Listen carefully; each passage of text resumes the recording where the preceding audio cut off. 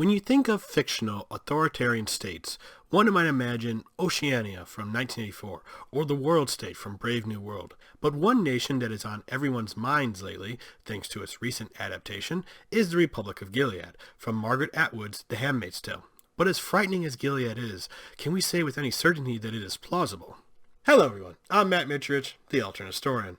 To mark the beginning of a new season of Hulu's adaptation of The Handmaid's Tale, I'm going to be taking a closer look at Gilead and see just how solid its foundation really is. First, a primer on what is Gilead, and I'll be focusing more on the TV version, but with that said, the Republic of Gilead is a militant Christian theocracy with rigidly defined gender and class roles. It came to be as a response to a global infertility crisis that could see all of humanity dying out in just a few generations. Thus, women, especially fertile ones, have been stripped of their rights and are treated as a national resource to be doled out to those Gilead considers worthy. Our protagonist, June, is a handmaid in Gilead, and it's primarily through her point of view that we learn about this nightmare version of America. You see, Gilead claims to be the successor to the United States of America and controls most of the continental U.S. We know from two maps released by Hulu, one of which I did a whole video on, that Gilead proper is situated in the northeast and midwest of America, but Gilead does occupy the southern and western parts of the country as either military districts or colonies, which are ecologically destroyed regions that Gilead haphazardly tries to repair. Rebels, which are either loyal to an America in exile based out of Anchorage, Alaska, or are else otherwise independent, still control parts of America, especially along the west and Gulf Coast, along the border of Canada, and a shrinking enclave around Chicago. Also, for you Fallout fans out there, doesn't the shape of the districts look a lot like the 13 Commonwealths of the United States of America? Check it out, it's weird. We don't know too much about how Gilead's government is structured. We know the U.S. Constitution has been suspended and the states have been abolished, but Washington, D.C. is still the capital, perhaps to defend Gilead's claim as a successor to America. We do, however, see that local councils handle the day-to-day decision-making of the districts, or at least local towns, so it's safe to assume there is a national council operating out of D.C. Most of Gilead's laws are based on their interpretation of the Christian Bible, although to be fair, calling Gilead Christian is the same as calling ISIS Muslim. The similarities are there, but it's an insult to say they accurately represent either of their respective religions. For example, you know a word I don't remember hearing said from the true believers of Gilead? Jesus. Which is an odd word for a Christian theocracy to fall out of use in saying. I don't know, maybe I'm mistaken, but let me know if anyone else noticed that discrepancy. Anywho, as you can imagine, Gilead outlaws things like abortion, contraception, premarital sex, adultery, and homosexuality, which can be punished by torture, maiming, or execution. In fact, a lower-class citizen breaking any law usually ends in their death. Also, there is no freedom of religion. You either drink the Kool-Aid or you go up against the wall. This applies even to other Christian faiths, and we do see in the series that Gilead is destroying Christian churches. It's not entirely clear what happened to non-Christians in Gilead, although I assume being an atheist is frowned upon. We do, however, see one character who is secretly a Muslim that is later executed. As for Jewish Americans, I don't think we learned of any specific Gilead policy toward them, but given that we saw a female rabbi in the counties, I think it's fair to say that they faced the usual convert or die ultimatum from Gilead. Just think of Gilead as American Puritanism at its most extreme. As mentioned before, Gilead has rigidly defined gender and class robes, each of which have different names and uniforms. Gilead is a de jure patriarchal society where men hold all the power, although some men are more powerful than others. As for women, by law they are blamed for the global infertility crisis, which justifies Gilead treating them as state-regulated property of their husbands or fathers. Most women are not allowed to read, which Gilead takes so seriously they have removed words from storefront street signs, etc. Additionally, women are expected to get married and become sexually active as soon as they can. In practice, this means that the state will assign underage girls, usually from the lowest classes, to the men that they choose, living out the dark fantasies of incels and eugenicists alike. Sadly, this legal inequality between the sexes in Gilead is not completely implausible. As Nicola Health pointed out in her 2018 article on SBS.com, many nations today treat women as second-class citizens. For example, Yemen and Saudi Arabia are patriarchal societies where women have few, if any, rights. Meanwhile, nations like El Salvador highly regulate pregnancy, and women who attempt to get abortions or suffer a miscarriage could face decades in prison. Anyway, the rulers of Gilead are the commanders, who are known for their black suits. They chair the councils, pass the laws, lead the military, carry out religious rituals, and do all of the other tasks that keep Gilead running smoothly. There appears to be a hierarchy among the commanders, as some hold common military ranks like colonel, or ranks such as field commander or high commander. This gives Gilead the feel of a military dictatorship, and perhaps is evidence that the old U.S. military had a hand in creating Gilead. The commander's partners are the wives, who wear blue dresses and enjoy their husband's high standard of living. Many wives, like the character Serena Joy, also helped create Gilead. However, in a case of reaping what you sow, they now find themselves in a society where they lack the most basic freedoms. Even their position does not protect them from punishment, as wives who try to read or have an affair can lose a finger or be exiled to the colonies. Under the commanders are the guardians of the faith, or simply guardians, who act as a combination of Gilead's police and military, and are usually dressed in black military gear. They also act as bodyguards and servants of the commanders. Being a guardian does come with some perks, as loyal soldiers of Gilead can be awarded wives assigned by the state. There are also the Eyes of God, or just the Eyes, who are Gilead's secret police, because every dictatorship needs their Gestapo. They appear to exist outside the hierarchy, as their members seem to come from all classes and genders, and are simply there to spy on and terrorize the population to keep them in line. Then we have the brown-clothed ants, who enforce Gilead's rules for women. For their work, they are allowed to read and seem to have some power, as they can command guardians. They appear to be unmarried, infertile women who supported Gilead's rise and were thus rewarded by being given positions of power that, in practice, makes them more influential than the wise, despite technically being a lower social class under the law. The ants are primarily responsible for the handmaids, fertile women who have run afoul of Gilead law, so they are punished by being ritualistically raped once a month by a commander until they become pregnant, only to be passed off to another commander when the baby is born. They are known for their red robes and white blinders that hide their face. Out of all the female classes in Gilead, theirs is the most regulated, but also the most valuable in the eyes of a state obsessed with reversing declining birth rates. This will protect handmaids who break the law from execution, but does not stop them from being punished, and genital mutilation can happen to handmaids who don't conform to their expected behavior. Then there are the Elcano people, the men and women who make up the working class of Gilead and are probably what the vast majority of former Americans are lumped into. Nevertheless, they have few freedoms and are kept in line through a combination of state terror and propaganda. Fertile Elcano women have to walk a particularly dangerous road, as one wrong move can see them being marked as ungodly and thus taken away to be a handmaid. Nevertheless, the Elcano people may have some social mobility, as one would assume the men fill the ranks of the guardians and thus could rise in rank to become a commander. Below them are green-dressed, headscarf-wearing Marthas, who are usually older, infertile women who often serve the commanders and their wives in their homes. Despite technically being slaves, they do appear to have some freedom of movement at least, which can allow them to maintain a network of communication and smuggling among their class.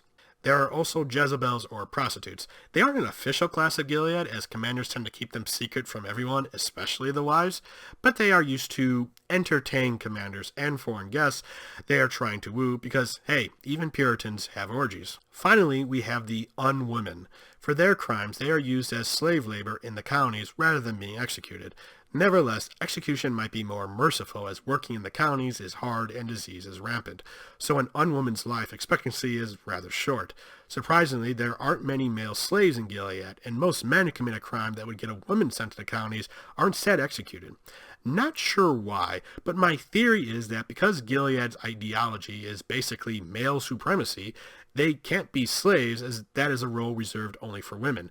But because women, especially fertile ones, are in short supply, the commanders are more willing to execute men in order to have less competition over this valuable commodity.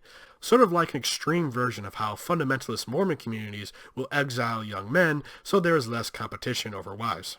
So that is Gilead in a nutshell. But how did America get to this point in The Handmaid's Tale? Well, The Handmaid's Tale is set in the near future of a timeline similar to our own. Hell, at one point we even hear Oprah speaking on the radio as the voice of the American resistance. The major difference is that this world is dealing with an infertility crisis that has seen birth rates drop to the point where the continued existence of the human race is in jeopardy. It's not clear what is causing it, although pollution, radiation, and climate change have been thrown around. Even who is impacted by it is debated. As mentioned before, Gilead blames women for the crisis, but scientists in the rump America have theorized that men are the ones becoming infertile, which, if true, would completely undermine Gilead's very reason for existence. I should also point out that humanity dying of old age means you can classify The Handmaid's Tale as apocalyptic fiction, in the same vein of Children of Men. Sure, humanity's end is not as flashy as death by asteroid or robot uprising, but you still see people act like it's the end of the world, and that will make people desperate for any kind of solution. This will ultimately motivate people in the Handmaid's Tale world to take serious risks and do horrible things, all because the alternative to them is the death of humanity. Anywho, pre-Gilead, the infertility crisis was used to justify the curtailment of women's freedoms in America.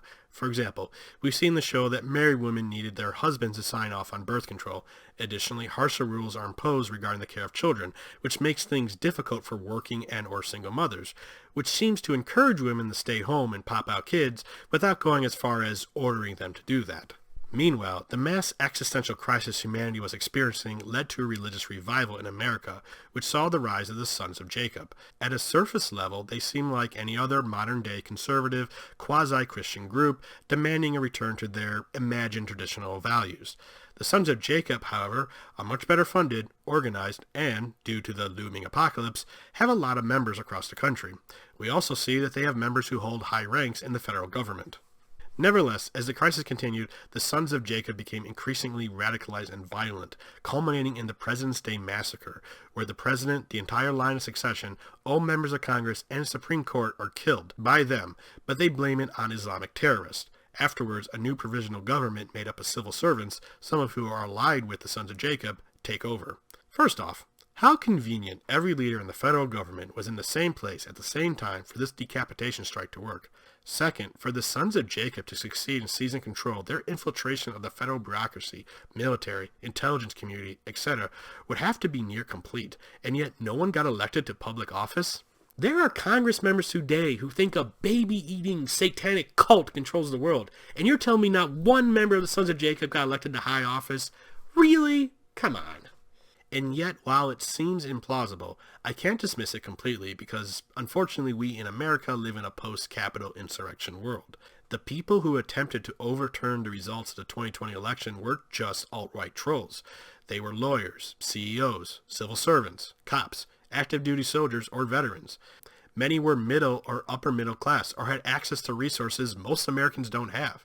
Hell, one rioter flew to D.C. on a freaking private jet. So just imagine if those traitors were as organized and funded like the Sons of Jacob. So if you asked me before January 6, 2021, whether the Sons of Jacob's coup was plausible, I would probably say no. But ask me that now, I think it's plausible enough that it's really scary. Okay, let's get back to the fake America and its problems. Shortly after the coup, the new government declares martial law, and you start seeing the precursors of the Guardians appear on American streets. Women's rights, which were already on a shaky foundation to begin with, are soon stripped completely away. Women are prevented from working or even holding wealth, and since so much of people's finances are digitized, the government is easily able to deny women access to their own bank accounts. There are protests against the new regime, but these are violently put down. Presumably this crackdown led to the Civil War that The Handmaid's Tale refers to, one where America is almost completely driven off the continental United States, while the provisional government evolves into the infamous Gilead. While there is a lot of yada-yadaing about the Civil War, to be fair, The Handmaid's Tale isn't military SF. It's a dystopia where women are treated as breeding stock. That being said, that doesn't mean we can't speculate on what this Civil War would be like. It's important to point out this Second American Civil War would not be anything like the first one when the slavers rebelled. It's doubtful that the infertility crisis will have clearly defined regional sides like how the first Civil War had the free and slave states. Ideology will determine which side your average person is on. Pro or anti-Gilead will divide entire communities or even families. The American military itself would be divided. Looking back at this map of Gilead, we can assume the Anchorage-based America and the rebel-controlled West Coast could not exist without the Pacific Fleet being on the rump U.S. side. Nevertheless, given how the provisional government was able to enforce martial law and ultimately conquer the continental U.S., it would appear that much of the Army and the various National Guards were allied to the Sons of Jacob. As for the other branches, I'm not so sure, but given how influential evangelical Christians are among the Air Force, we can probably assume they sided with the Sons of Jacob, and it's anyone's guess what would happen to the thousands of American soldiers stationed overseas. We can also assume there would be private militias that would either ally themselves with America or Gilead, or even just become another faction in the Civil War. The Southern Baptist rebels mentioned in the novel might not take orders from Anchorage, and may be like Rojava in our timeline Syrian Civil War. And much like that war, the Second American Civil War is going to be a bloody fight. We could see all the horrors of modern warfare, such as tank battles across the Midwest and drone strikes on American cities. More low-tech militias would rely on IEDs, car bombs, and even suicide bombers. We may even see the use of chemical and biological weapons, or even nuclear weapons, as one of the Gilead maps does suggest at least one was used in California, although I'm not sure who was responsible for that. Presumably, America's infrastructure would be completely destroyed by the fighting, which would mean food and fuel could not reach the cities, forcing people to abandon them. The dikes around New Orleans could be destroyed by Gilead after they were denied the city, flooding the port. The Hoover Dam may also have been destroyed, which could have devastated the entire American Southwest. In fact, one wonders if the colonies were created in part because of a scorched earth policy enacted by American forces as they were driven west by Gilead. Thinking about this makes me wonder if the refugees we see in Canada are downplayed. A fight on the scale the show suggests would create a refugee crisis even worse than the one created by our timeline's Syrian civil war. Non-Americans would be the first to flee the country, likely right after the coup, as they would not want to take their chances under the new regime. Once the Civil War erupts, however, the number of people crossing the border would only increase as Americans flee the fighting and societal breakdown. Canada and Mexico would take most of the refugees, as they are the only ones who share a land border with America, but you may see Americans along the Gulf Coast make for the Caribbean nations on whatever boats they can find. The Anchorage government may also try to evacuate as many people as they could to Alaska, Hawaii, or other regions they controlled, but they would probably prioritize the families of soldiers and people who could help with the war effort. Also, this would be a civil war that would have massive ramifications for the rest of the world. I mean, the American economy is the largest in the world, and it will now be cut off from the global economy. Meanwhile, the US dollar would lose a lot of value, which is bad once you consider it is the world's primary reserve currency, is the official currency in several countries, and a de facto currency in many others, and it is used in most international transactions. Furthermore, major industries like computers or pharmaceuticals would suffer after losing one of their leading nations. Countries across the world, many of them large economies in their own rights, would see their economies collapse with the loss of their largest trading partner. This could help explain in part, however, why the rest of the world sat out the war. Since the infertility crisis is a global phenomenon, nations across the world would be too busy dealing with their own eternal problems to effectively intervene in America. Plus, I'm sure there were some out there who were either sympathetic with Gilead's goals or else just wanted to knock America down a peg and thought they could ride out any economic pains that would cause. Plus, a civil war where both sides have access to weapons of mass destruction means that it's very easy to get caught in the crossfire when one side gets desperate. Thus, the rest of the world could only contain the catastrophe as best as they could, and as the series has shown us, this appears to be limited to economic sanctions on Gilead and troops in Canada to discourage any aggression.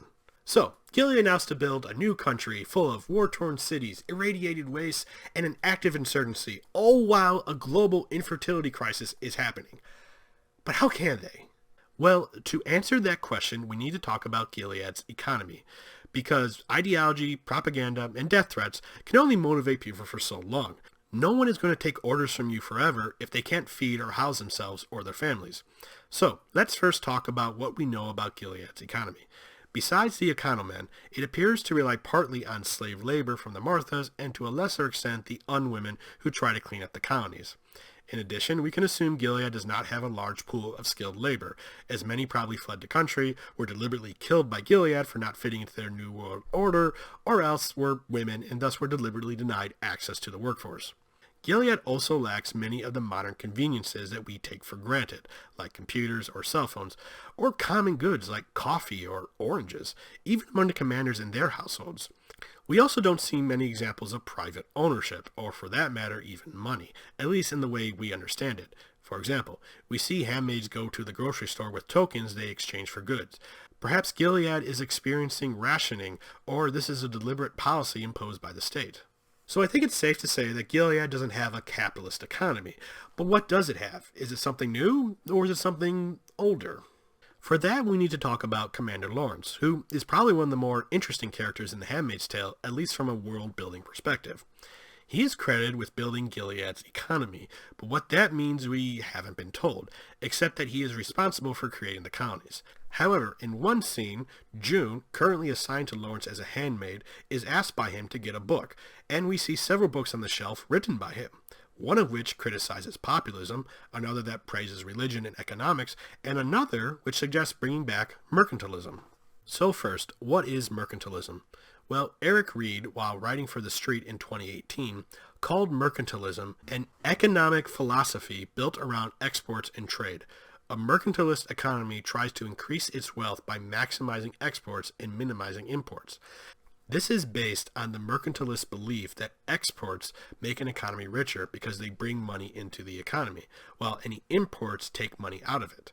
Mercantilist nations would thus set up high tariffs to keep imports out, which discourages potential trading partners, which is probably why mercantilist nations, especially European nations during the height of colonialism, relied on their military to force weaker nations into this position.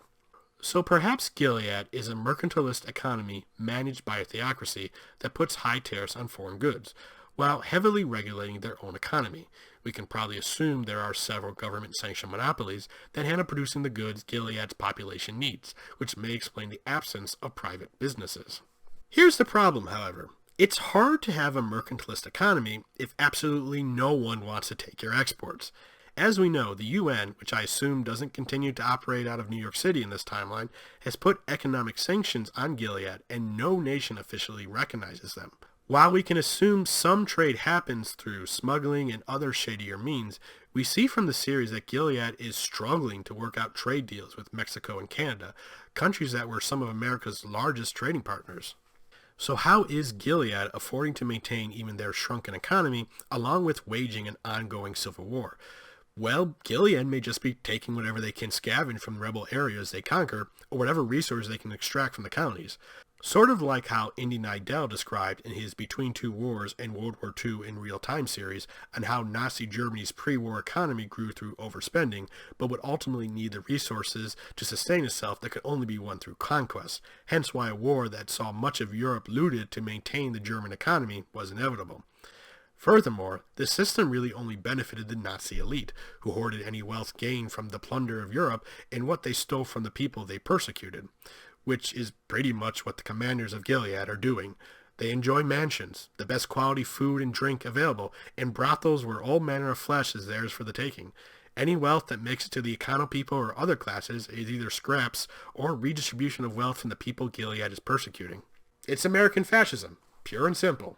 That's what Gilead is. It's a fascist state. We can call it a theocracy, we can wrap it up in as many crosses as you want, but they're just Nazis. And if it seems Gilead is destined to fail with a structure like that, well, it will, and not just because the epilogue of the novel makes it clear Gilead will fall. It'll fail because we have seen Gilead before. We have seen evil, power-hungry people use fear, lies, and violence to seize power. The men and women behind Gilead used the infertility crisis to preach their apocalyptic vision that only they could prevent. But either they were deluded zealots or criminals who only wanted to seize as much power and wealth as they could before the end. Sure, Gilead might not be the most believable dystopia, but Margaret Atwood didn't set out to write some plausible alternate history or create a vast lore. She set out to tell a story that felt like it could happen here. And for the most part, the novel and the TV series accomplishes that, which is a warning I think we should all heed. Well, that's off the same subject. If you enjoy what I do, please like, comment, subscribe, share this video, support me on Patreon. I'm Matt Mitrovich, the Alternate Historian. Bye.